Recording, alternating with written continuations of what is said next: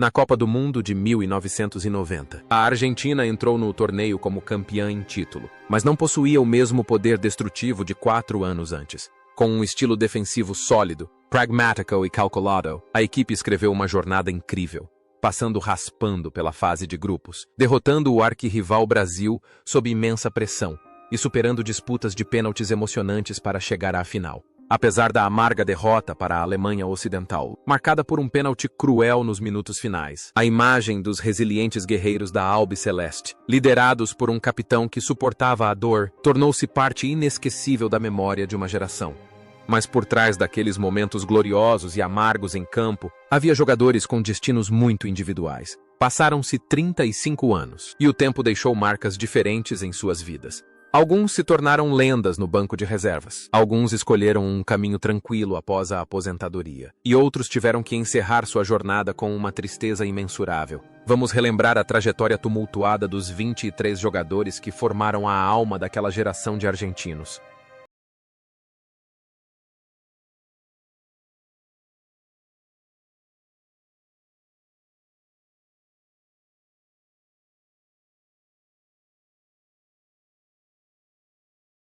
Diego Maradona era mais do que um jogador. Ele era a fé, sua única fonte de vida. Aos 29 anos, o garoto de ouro já não possuía a agilidade de 1986, mas carregava consigo uma força de vontade inabalável. As pessoas jamais esquecerão a imagem de seu tornozelo inchado como uma bola, mas mesmo assim, Diego entrava em campo e dava aquela assistência brilhante para Canidia eliminar o Brasil. A atuação de Maradona aos 29 anos demonstrou o espírito inabalável de sacrifício incondicional pela camisa azul e branca. Após o sucesso na Copa do Mundo de 1990, na Itália, sua carreira foi marcada por altos e baixos intercalados com renascimentos espetaculares. Dos escândalos de doping na Copa do Mundo de 1994, às transferências emocionantes para o Sevilha e o Newell's Old Boys. Diego sempre viveu como se cada dia fosse uma final. Após se aposentar dos gramados, ele não abandonou o futebol, mas embarcou em uma carreira como treinador, comandando a seleção italiana na Copa do Mundo de 2010 com paixão ardente. A vida pessoal de Diego é uma sinfonia caótica de fama deslumbrante e aspectos ocultos do cotidiano. Ele sempre esteve no centro das atenções da mídia, desde declarações chocantes até discretas atividades de caridade. Parece que a imagem de um herói lutando contra o mundo em campo se enraizou em sua vida, transformando-o em um símbolo de resistência e de intenso amor pelo futebol. No entanto, essa jornada gloriosa e tumultuosa chegou a um fim abrupto. Em 25 de novembro de 2020, Diego Maradona faleceu aos 60 anos, vítima de um ataque cardíaco em sua casa. Sua morte deixou um vazio imensurável nos corações dos fãs em todo o mundo. Seu legado não se resume apenas a seus gols ou belas jogadas, mas também à história de vida inspiradora de um gênio que viveu cada instante por sua paixão.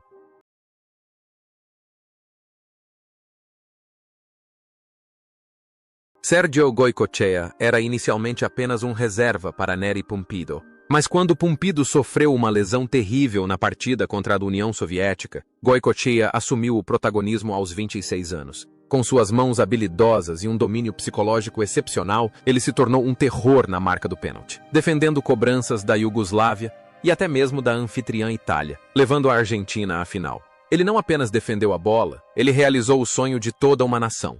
Após aquele torneio lendário, a carreira de Goycochea o levou por muitos clubes, da França e Paraguai à Colômbia. Embora nunca tenha repetido o milagre do verão de 1990, ele permanece um símbolo de redenção. Depois de se aposentar, Goycochea se dedicou aos comentários esportivos e à apresentação de programas de televisão na Argentina. Com seu rosto bonito e habilidades de comunicação cativantes, tornou-se uma estrela dos principais programas de entretenimento esportivo. Fora de campo, é um homem afetuoso e moderado que valoriza muito sua família. Parece que a imagem de alguém que sempre aparece no momento certo para salvar o dia em campo refletiu sua vida real, já que sempre manteve a compostura para ter sucesso em sua carreira na mídia. Hoje, aos 62 anos, Sergio Goycochea continua sendo uma figura inspiradora, um comentarista perspicaz e um exemplo de como aproveitar as oportunidades quando o destino chama.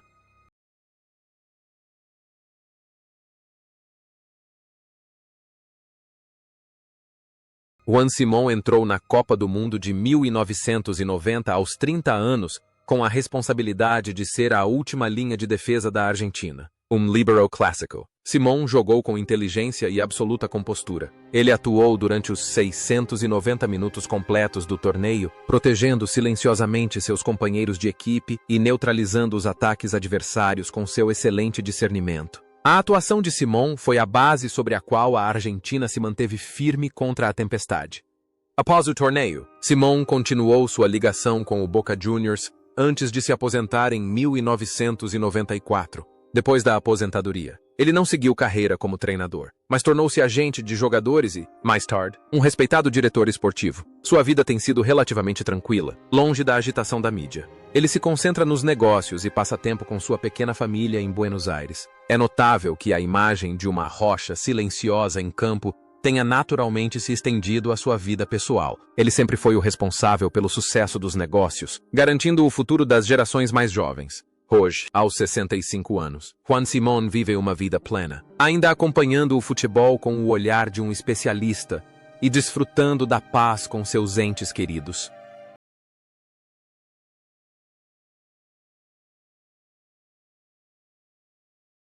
José Basualdo, na Copa do Mundo de 1990, personificou a resiliência. Aos 26 anos, era um meio-campista versátil que corria incansavelmente de uma ponta a outra do campo, apoiando a defesa e iniciando ataques. Com 7 jogos como titular, Basualdo foi o herói desconhecido que manteve a máquina argentina funcionando sem problemas em meio às crescentes dificuldades. Seu estilo de jogo não era vistoso, mas era incrivelmente prático e eficaz. A carreira de Basualdo atingiu o auge após o torneio, quando ele e o Boca Juniors conquistaram os maiores feitos do futebol mundial. Após se aposentar, dedicou-se à carreira de treinador, comandando diversos clubes no Equador, Peru e Chile. A vida pessoal de Basualdo é marcada pela dedicação e por um espírito incansável de aprendizado. Ele é conhecido como um mentor dedicado que sempre protege seus pupilos. A conexão entre seu papel como força motriz em campo e sua carreira como treinador reside em sua perseverança em superar adversidades. Hoje, aos 62 anos, José Basualdo continua a perseguir sua paixão por treinar, vivendo uma vida agitada, repleta de planos e estratégias, e inspirando jovens jogadores com seu entusiasmo.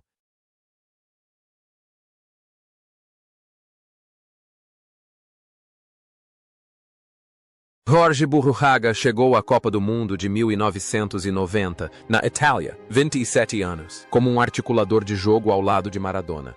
Embora já não estivesse no auge de sua forma física, sua técnica e experiência continuavam sendo uma arma formidável. Ele foi titular em todas as 7 partidas, contribuindo com um gol crucial contra a Romênia, ajudando sua equipe a avançar da fase de grupos. Burruchaga jogava com uma inteligência brilhante e a frieza de um assassino.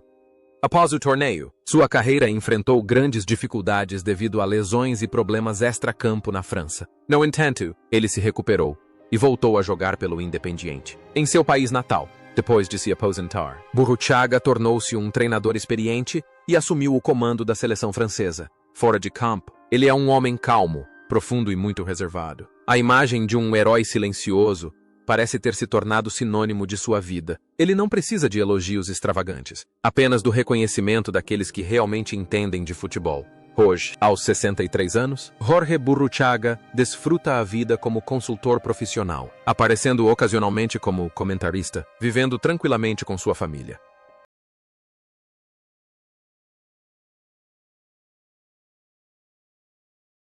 Cláudio Canidia foi a estrela mais brilhante do ataque argentino na Copa do Mundo de 1990. Aos 23 anos, com seus românticos cabelos loiros e velocidade estonteante, era ele quem transformava os passes de Maradona em gols. Seu drible sobre o goleiro brasileiro Tafarel e o gol de empate contra a Itália fizeram de Canidia um ídolo para milhões. Ele jogava com o instinto de um artista livre, selvagem e cativante.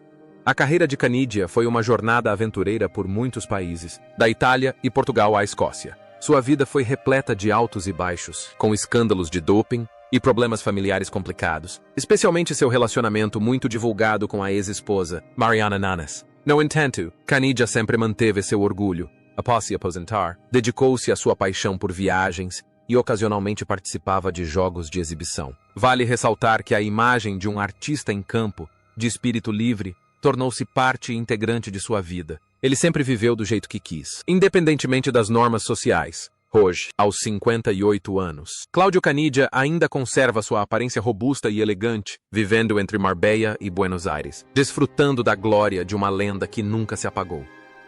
Oscar Ruggeri chegou à Copa do Mundo de 1990 aos 28 anos com o apelido de El Cabezón, o Cabezão. Ele era um pilar, um líder espiritual, perdendo apenas para Maradona. Com 5 jogos como titular, Ruggeri jogou com determinação e coragem ferozes, pronto para usar o corpo para parar qualquer ataque. Ele era a voz de autoridade no vestiário, impedindo que a Argentina desmoronasse sob imensa pressão.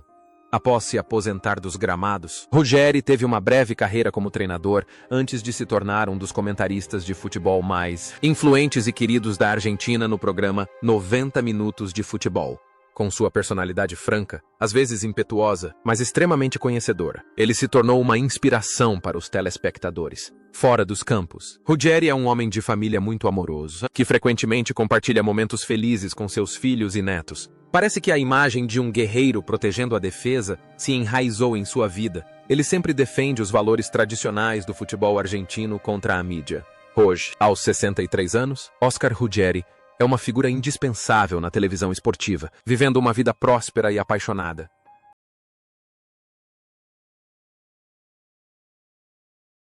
José Cerrizuela foi uma escolha confiável na defesa da Copa do Mundo de 1990. Aos 28 anos, ele ofereceu solidez e, em particular, a capacidade de cobrar faltas potentes. Cerrizuela jogou em 5 partidas, incluindo a histórica final. Ele jogou com a tenacidade de um típico zagueiro sul-americano, sem medo do contato físico e sempre mantendo alta concentração. Após o sucesso na Copa do Mundo de 1990, na Itália, Cerrizuela jogou em vários clubes importantes da Argentina, como River Plate e Independiente. Depois de se aposentar, escolheu um caminho mais tranquilo, longe dos holofotes. Envolveu-se com o treinamento de jovens jogadores de futebol e se dedicou aos negócios da família. Cerrizuela era um homem de família, que vivia uma vida simples e modesta. É notável como a imagem de um herói silencioso personificava perfeitamente sua vida. Ele se contentava com o que havia feito e encontrava alegria nas coisas mais simples. Hoje, aos 63 anos, José Cerrizuela desfruta de uma vida tranquila em sua cidade natal, aparecendo ocasionalmente para apoiar seu antigo time e ainda lembrado pelos torcedores por suas potentes cobranças de falta.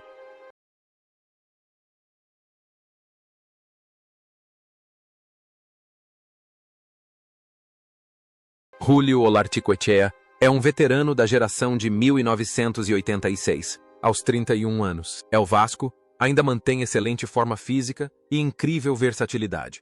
Ele pode jogar bem em qualquer posição na defesa e no meio-campo. Na Copa do Mundo de 1990, foi um dos guerreiros mais dedicados, jogando todas as 5 partidas com o máximo senso de responsabilidade. Foi ele quem fez o cruzamento decisivo que resultou no gol de Canidia contra a Itália.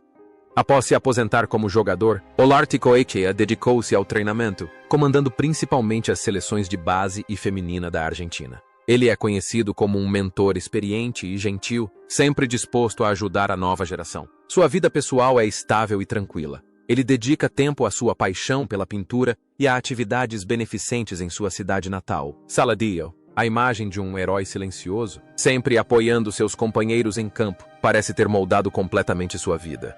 Hoje, aos 67 anos, Julio Olarticoechea vive uma vida plena, ainda dedicado ao treinamento e uma figura respeitada no futebol argentino. Pedro Troglio. Na Copa do Mundo de 1990, era um meio-campista apaixonado aos 24 anos. Era conhecido por seu estilo de jogo aguerrido e pela forte amizade com Canidia. Troglio disputou 6 partidas, incluindo um gol de cabeça contra a União Soviética. Um gol crucial que impediu a Argentina de sofrer uma derrota iminente. Ele jogava com muita garra e determinação.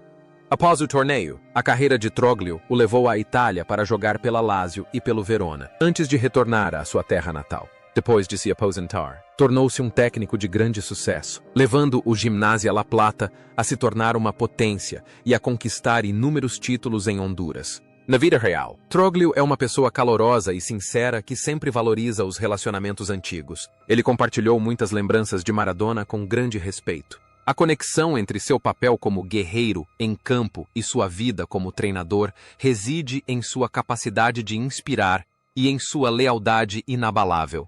Hoje, aos 60 anos, Pedro Troglio continua a colher glórias no banco de reservas, vivendo uma vida vibrante e apaixonada.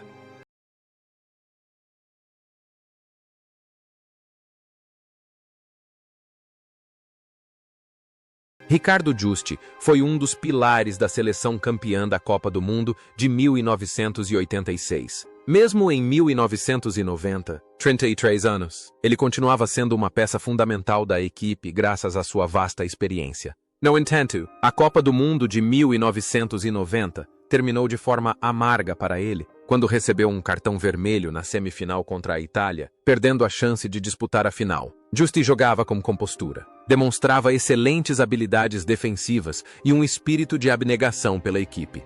Após se aposentar dos gramados, Giusti não seguiu carreira como treinador, mas tornou-se um empresário de sucesso e agente de jogadores. Ele e vários ex-companheiros fundaram empresas de gestão esportiva renomadas. A vida pessoal de Giusti é muito reservada e estável. Ele é um homem de grande profundidade, que sempre manteve um bom relacionamento com seus ex-companheiros. É notável que seu papel de herói silencioso, apoiando seus companheiros, parece ter espelhado perfeitamente sua carreira empresarial. Ele sempre esteve nos bastidores, apoiando o desenvolvimento de jovens jogadores. Hoje, aos 69 anos, Ricardo Giusti desfruta de uma vida plena, aparecendo ocasionalmente em eventos comemorativos e ainda lembrado como um dos melhores volantes da história do futebol argentino.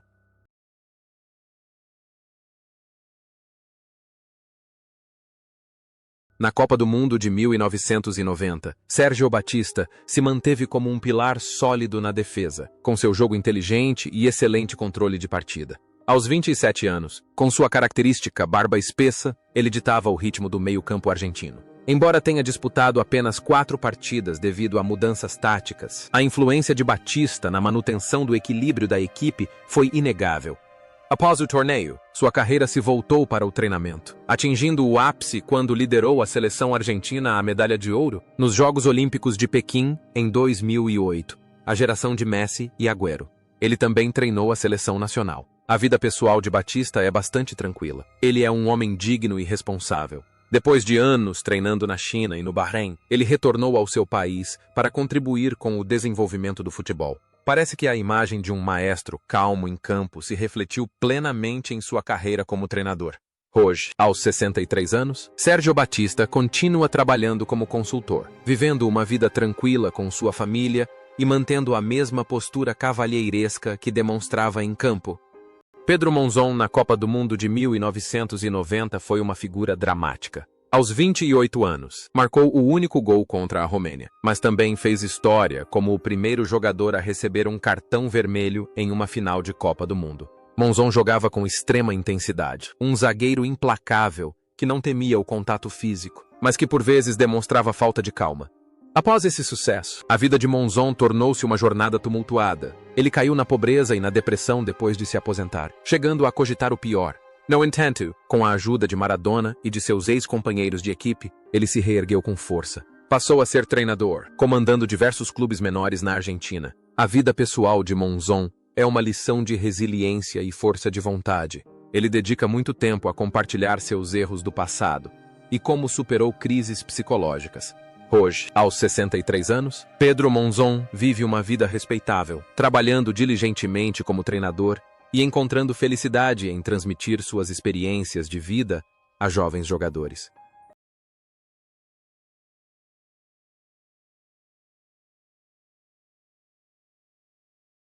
Gabriel Calderón chegou à Copa do Mundo de 1990 aos 30 anos como um dos pontas mais talentosos tecnicamente. Em 5 partidas, ele impulsionou o ataque pelos lados do campo com seus dribles habilidosos. Foi ele quem sofreu a falta que resultou em um pênalti na final, lance que o árbitro ignorou. Um lance que permanece controverso até hoje. Calderón jogava com finesse e uma apurada consciência tática. A carreira de treinador de Calderón o levou a percorrer o mundo, da França e Suíça aos países do Golfo. Ele se tornou um dos treinadores estrangeiros de maior sucesso na Arábia Saudita e nos Emirados Árabes Unidos. A vida pessoal de Calderón foi uma jornada de exploração cultural, intellectual. Fluente em vários idiomas, ele possuía um estilo de trabalho extremamente profissional. A imagem de um construtor, em campo, parece ter se estendido à sua vida como treinador. Ele sempre buscou construir sistemas de futebol modernos em novas terras. Hoje, aos 65 anos, Gabriel Calderón vive uma vida confortável, participando ocasionalmente de projetos de consultoria técnica para a FIFA e ainda mantendo a elegância artística de seus tempos de juventude.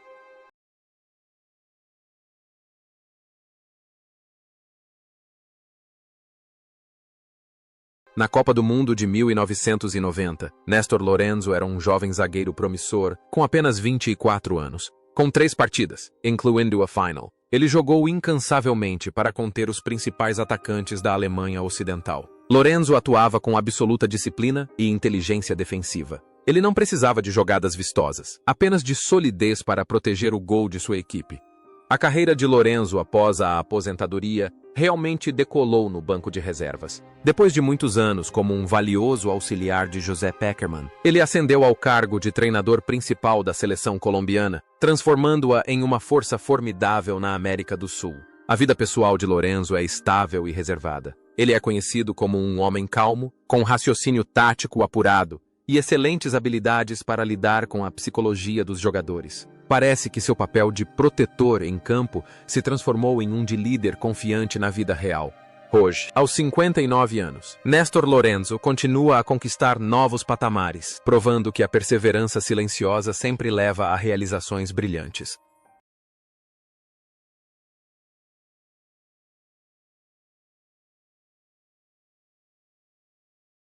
Roberto Sensini, na Copa do Mundo de 1990, era um jovem e talentoso zagueiro de apenas 23 anos. Foi ele quem cometeu o pênalti cruel aos 85 minutos da final, uma ferida que o atormentou por muitos anos. No entanto, Sensini superou isso e se tornou um dos maiores zagueiros argentinos a jogar na Itália, com uma carreira recordista no Parma e na Lazio. Ele jogava com finesse, excelente visão de jogo e uma resistência incrível.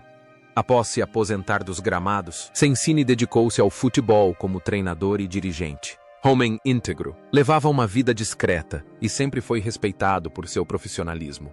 Sua vida pessoal girava em torno do mundo dos negócios esportivos e do convívio com a família em sua cidade natal, Rosário. A conexão entre seu papel de herói silencioso, protegendo seus companheiros de equipe, e sua vida real residia em sua determinação inabalável e capacidade de superar a pressão.